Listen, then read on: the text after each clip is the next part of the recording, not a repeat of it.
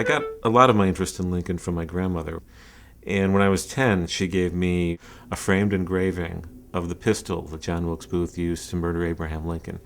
And framed with that engraving was part of a clipping from the Chicago Tribune newspaper that described how John Wilkes Booth killed the president.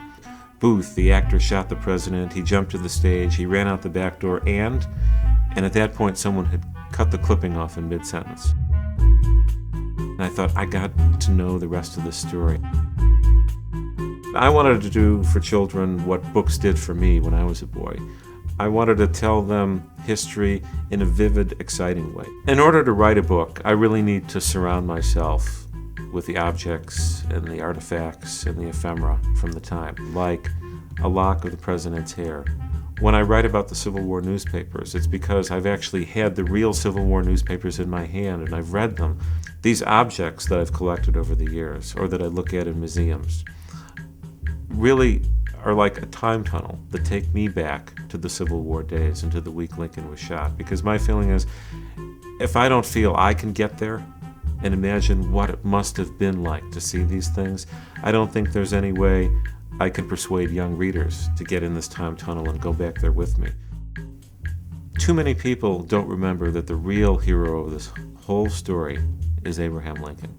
Abraham Lincoln was certainly the greatest president, and in my opinion, he was also one of the greatest Americans ever.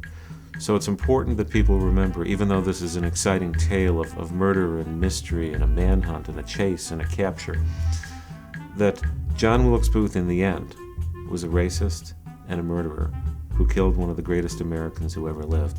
John Wilkes Booth has gotten away with the murder of Abraham Lincoln in history. We don't remember John Wilkes Booth the way we remember the other American assassins, like Lee Harvey Oswald or James Earl Ray or the others.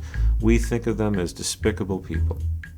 And yet somehow we think of John Wilkes Booth as sort of an anti-hero, the tragic, flawed young actor who thought he was serving his cause. And alas, he cast aside his wealth, his fame, his talent to do this terrible deed.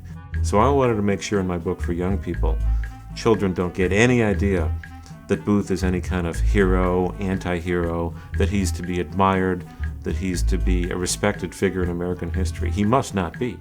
Remember, when Lincoln said at his last public speech that black Americans should have the right to vote, Booth said, that's the last speech he'll ever give.